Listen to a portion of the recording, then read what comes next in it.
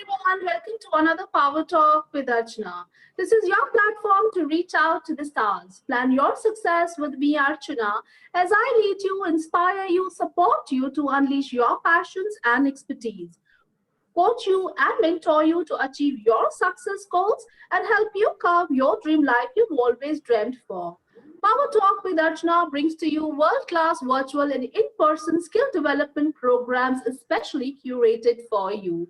We support you all through as you take your first step launching your startup initiative. Welcome to my world as I collaborate with business leaders from across the world. I have one such business leader with me today, Babita Basak. Babita is an experienced people's leader with demonstrated history of working in the financial services industry at domestic and global level. She's skilled in HR transformations, HR technology solutions, a solutionist on talent attraction and management agendas, passionate in driving diversity, inclusion, and leadership development. Currently, Babita Basak serves as the Senior Vice President at Edelweiss Finances. Let's welcome a very dear friend of mine, Babita Basak. Hello, Babita. How are you doing today? Thank you, Archana, for such a heart-warming welcome, and very lovely to meet you on this forum via the Power Talk with Archana. Thank you so much. We're really delighted to have you with us, Babita. Babita, so today the light is on you. So tell us everything about people management. Tell us everything about your role. We want to know, my audience wants to know, give us some insight about who makes a good HR executive today. You have moved from heading the vertical to being the senior vice president today in your organization, and you already have years of experience. Now, what do you think really makes a good HR executive, considering the fact that things have changed drastically, past 7, 8 months and are here to stay? So this is the world we are going to be for many years maybe to come. So what are your thoughts? So I think you are alluding to that now we have completely virtual environment in which we are operating, and that got accelerated really because of the pandemic. And today the discussions are more into how much of it would remain virtual and how much will really be back to office. But really focusing around what HR has been doing and will continue to do, or probably in little more magnitude in a virtual environment, is to really understand the challenges that a virtual environment, poses. So first is really about communication. Everybody has a different communication style and the need. Some prefer email, some prefer instant messaging, somebody on WhatsApp, so and so forth. There is also a very large need of really knowing what leaders are talking about, and also having a channel and platform for a bottom-up communication for our voices to be heard. We want a channel where we are co-solutionizing. And HR really can enable, communication in both the ways. And a lot has happened during COVID. And this will remain, whether we become a hybrid model where, some part virtual and some part in office, the need of communication and really bringing efficiency in the communication is not going to go away. So that's the first area. Like communication, the ways of working have changed. So really re-looking your policies, your procedures, to embrace the nuances of virtual workforce is extremely important. A lot has been talked about remote work policy, but along with the remote work policy, what are the other policies and processes that needs to accommodate these nuances of the virtual workforce is important. That's the second. Third is technology being a biggest enabler for us to really work from home in a virtual environment. We just wouldn't have, this wouldn't have been possible if technology wouldn't have been there. Enabling workforce to understand the nuances of usage of different technology. How does it facilitate? How really you get around working on it, familiarizing them. What are the norms and behaviors around using these tools and technology? What are the security that one has to be careful about? How you categorize documents, so and so forth. So that's really the third part, which is important and critical. Fourth is virtual environment, emanates a lot of distrust because you are not meeting face to face. Managers have a tendency to rely on their previous ways of supervising and constant supervising, able to see the team together or able to connect quickly, walk up to them, so on and so forth. Shift has to go from where you really trust your team members of their ability to deliver, as long as you are clear about what they need to be delivered, clear about the goals, clear about the direction. That really takes me to the fifth point of really reimagining and rethinking the performance management. Now is not, the time to do just once in a year kind of an activity. Now is probably to do a lot of frequent check-ins, setting up weekly or fortnightly goals and really steering the team towards that so that they are complete transparency into what they are contributing to, how their productivity is getting measured, how are they, enabling the organization to reinvent themselves to whatever it is, right? So that's fifth. Sixth is really all about experience. Employees today are looking for meaningful experience and more so in a virtual environment. So relook all the HR practices from that lens, identify moments that matter. And that's true for prospective employee as well as your alumni who have left the organization. And revisit every HR practice from that lens. Focus on that moments of matter. Bring the experience which is meaningful, intentional, can replicate the experience when it was pre-COVID or probably even much better. Yes. So that's on the experience. Seventh is in an office culture, right? Engagement was much easier. You can have water cooler conversations. You can walk up to any team member who is not part of your team and build that, relationship, that bonding, and so on and so forth. And it's so difficult to do that when you are in, virtual environment. So how you can be really creative to create that engagement, that space where people can come together, share ideas, collaborate, rejuvenate, bring that moments of joy, know other team members who are probably part of your team, maybe sometimes participate, along with your families.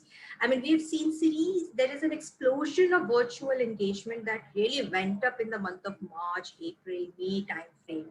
And be also aware that there is burnout coming up of these virtual screens.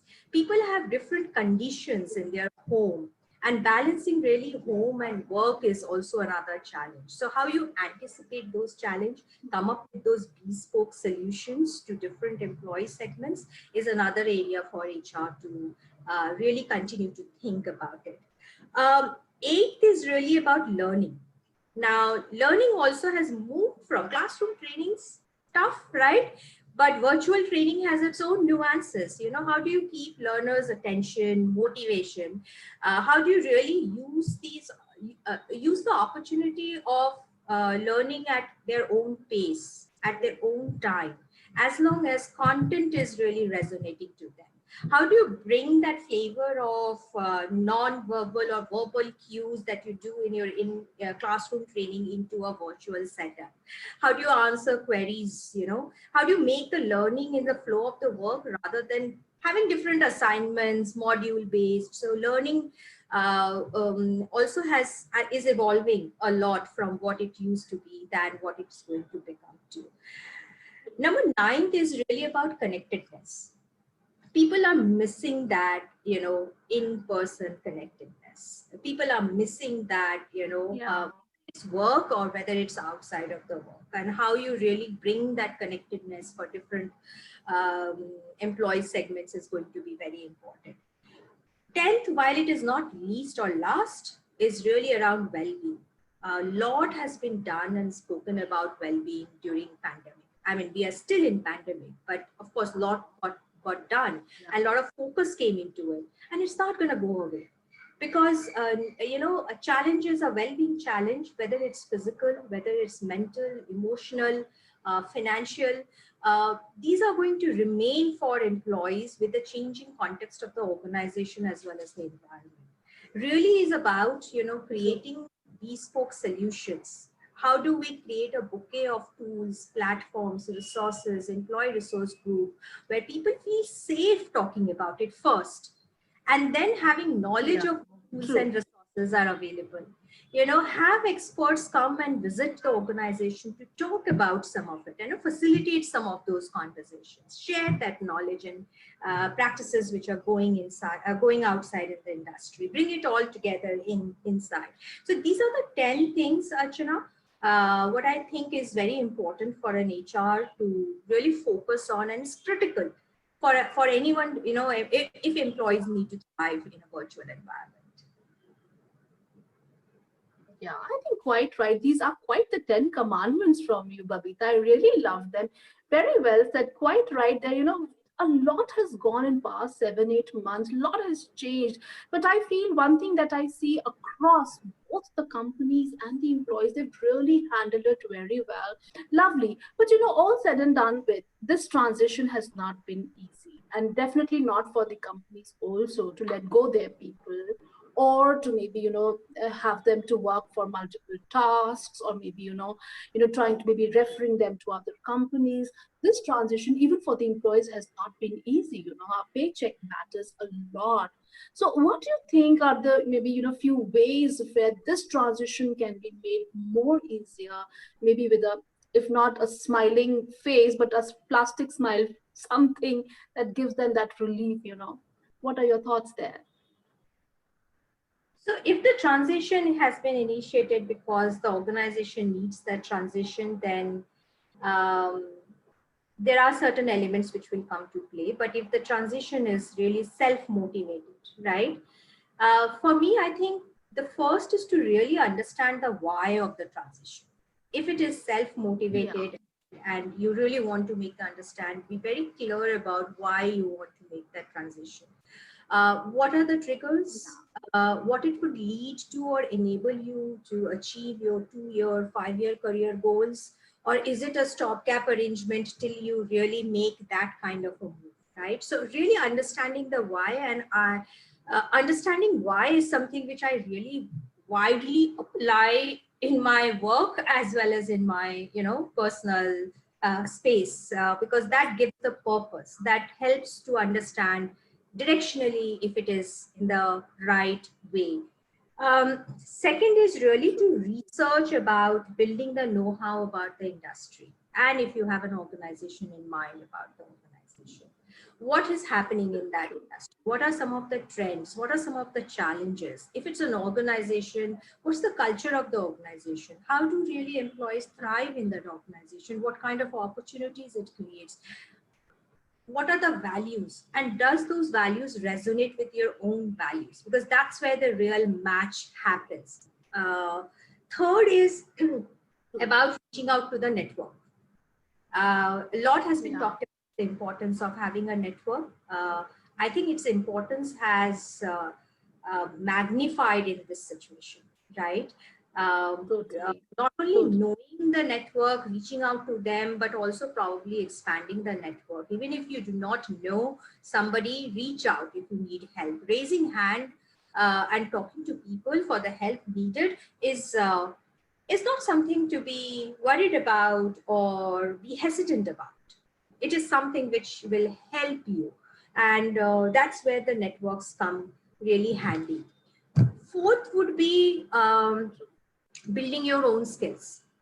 Very important. We are talking about the, lot of work which is getting redesigned, a lot of jobs which are getting redesigned, a lot of jobs which are probably will become obsolete, and it will take a new shape and form, or a new jobs will come in. So what really are those skills, and what skills resonates with your career aspiration, and invest in yourself in building those skills.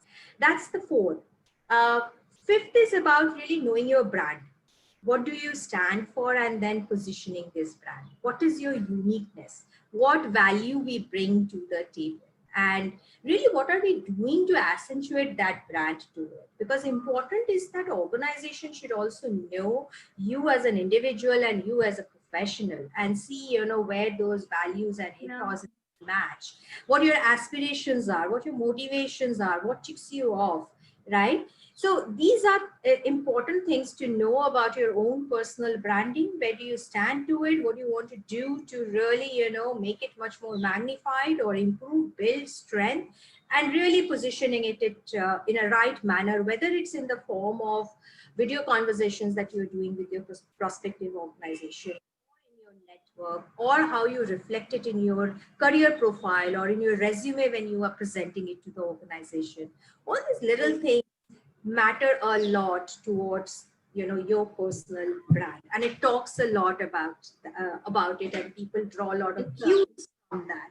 So I think for me, these 5 things are great anchors for anyone who is planning to make a transition, or anyone who is in a position or have been put in a position to make a transition.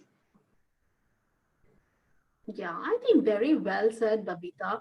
I think, people have just started, this stage, has been so important and so critical for all of us.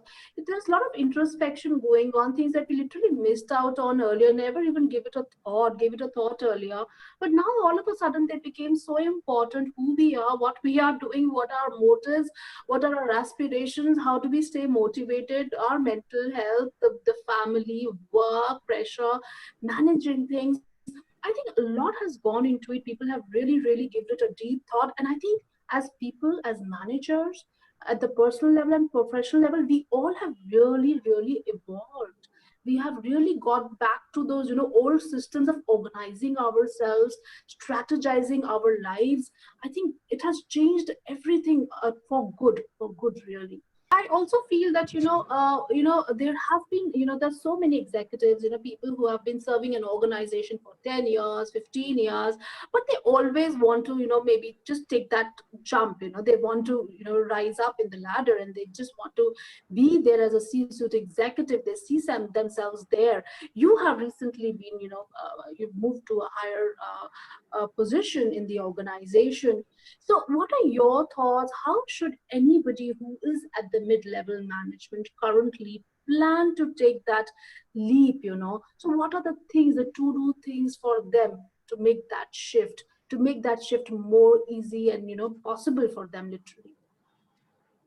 Yeah, very important question and a topic to be, because leadership is all about impact, influence, really connecting to not only your peers or probably much more senior people, but also to every level in the organization. It's about sensing and really, gain insights and come up with enabling solutions around it. So first and foremost is really for me to look at how you can expand your current roles and responsibilities, how you can put yourself as a credible professional with the confidence that if given an opportunity, you will really do a good job, you will give more than 100% to do it, right?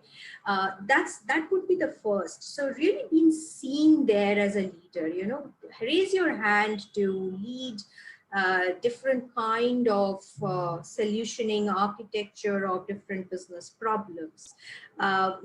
Raise your hand if you want to handle larger teams, change in portfolios, and follow leaders.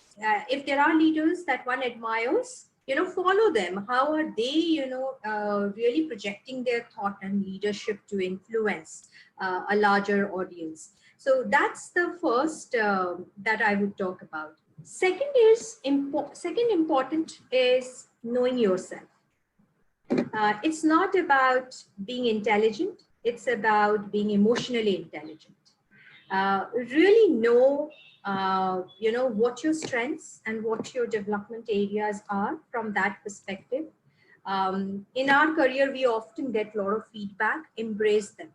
First step is embrace them, acknowledge them, then really resonate with what stands out for you, which will be, if we work upon, will be enabling us to take on the larger responsibility and really put an intentional work around that.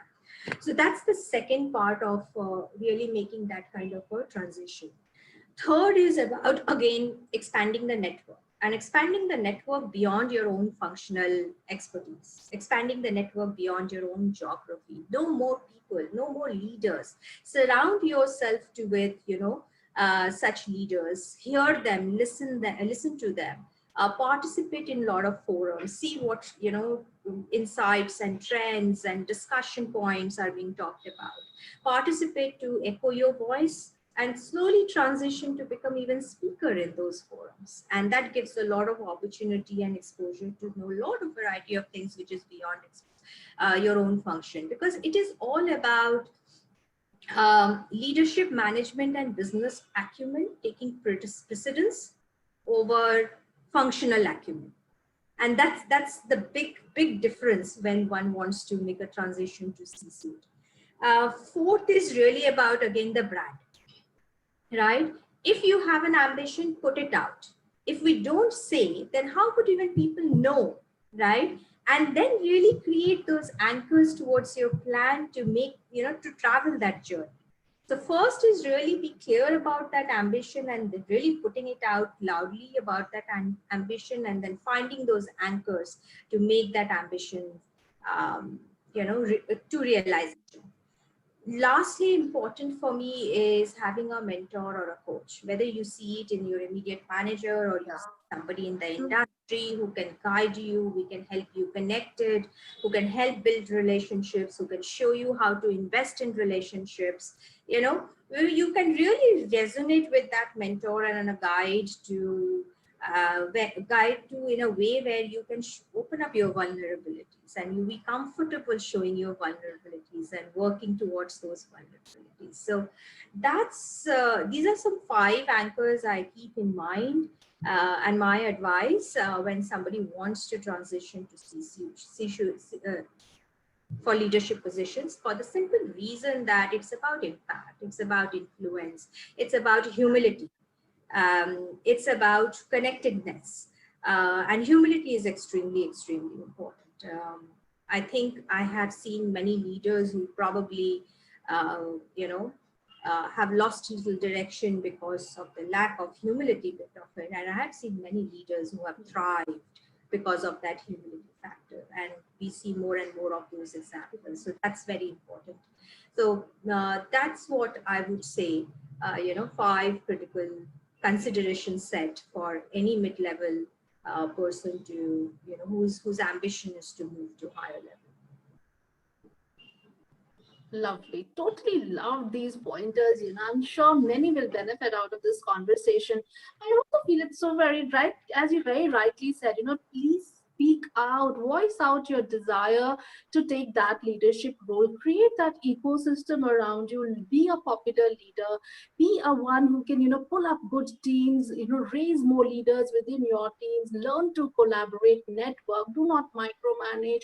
There is so much that you need to create around yourself, create a voice for yourself in your system, have that executive presence. Amazing. Loved all these pointers shared by you, Babita. Thanks a lot for speaking to my audience. We loved hearing you and really loved this conversation. We wish you all the best. Thanks a lot for gracing my shows. Please stay tuned with Power Talk with us, and lots of love to you. Thanks a lot for coming on board. Thank you so much, Archanna. Delightful and honored to have that opportunity and also this forum to really share my thoughts around it. Lovely to, have a conversation always with you, Archanna. So thank you again. Thanks a lot. Have a wonderful life. Bye-bye. That was Babita Basak for you. I hope you really enjoyed this conversation as much as I did.